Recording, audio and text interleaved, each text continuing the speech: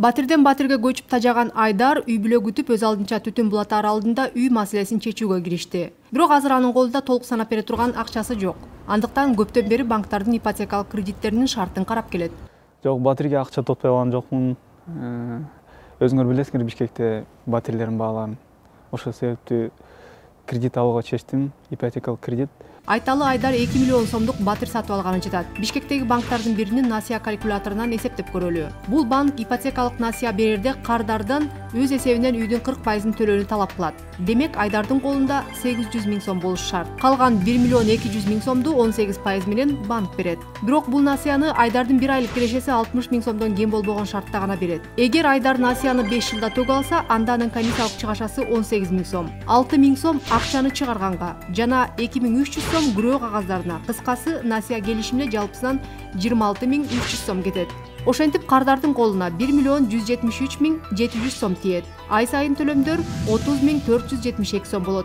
Бул акча Айдардын айлык кирешесинин 50%-дан ашпашы керек. Алып аткан кирешеңизден 30-50%-дан ашпагандай кылып ипотекалык төлөмдөрдү макулчулугуңузду берсеңиз, кредиттик договорго, кредиттик келишимге сиздер кол коесуздар. Ипотека бул узак мөөнөттүү насыя катары 20 жылга чейин берилет. Бирок жергиликтүү банктарда мөөнөтү 7 жылдан ашпайт.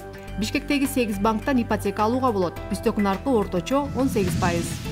Керектөөчү насыядан айырмаланып, бул так максатка үй сатып алууга жана курууга берилет. Кардардын насыя алуу арызы узакка каралышы мүмкүн. Анткени банктар бул узак мөөнөттүү насыяга өтө кылдат мамиле кылышат. Айрым банктар насыяны камсыздандырууну дагы талап кылат. Ал эми күрөө катары сатылып алынып жаткан үй коюлат. Бирок ошентсе дагы үйдү кардар мамлекеттик каттоо кызматында өзүнө каттай алат. Ипотекага алынган үйдү банктын акчасын толук кайтарып бүтпөй жатып, сатып же мураска берем десеңиз, анда алдын ала банк менен макулдашуу керек. Негизинен ага тоскоолдук жок. Банк үйдүн жаңы кожоюндары менен дагы бир келишим түзөт. Насыя боюнча милдеттер кардардын макулдугу менен жаңы кожоюндарга өтөт.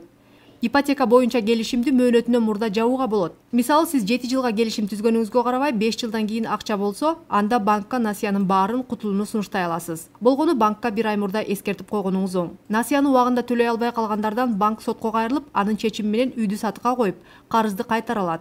Үйдөн түшкөн акчадан банк өзүнө тиешелүү бөлүгүн гана алып, калганын кардарга берет. Эгер валюта менен, доллар менен акча тапсаңыз, сунуштар көп.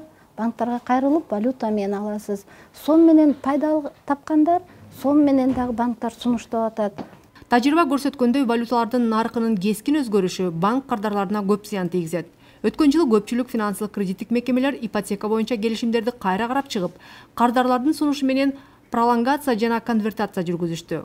Коммерциялык банктар өкмөттүн сунушун колдоп, ипотекалык насыялардын 69%. 2015 жылдын 1-июлуна чейин $3000 жакын суммада берилген келишимдерди сомго которду. Конвертация Улуттук банк 1-июлда берген 62 сом 14 тыйындык курс менен которулду. Улуттук банктын маалыматында бул программанын алкагында 2397 жарандын 2 миллиард 163 миллион сомдук насыясы конвертация болду.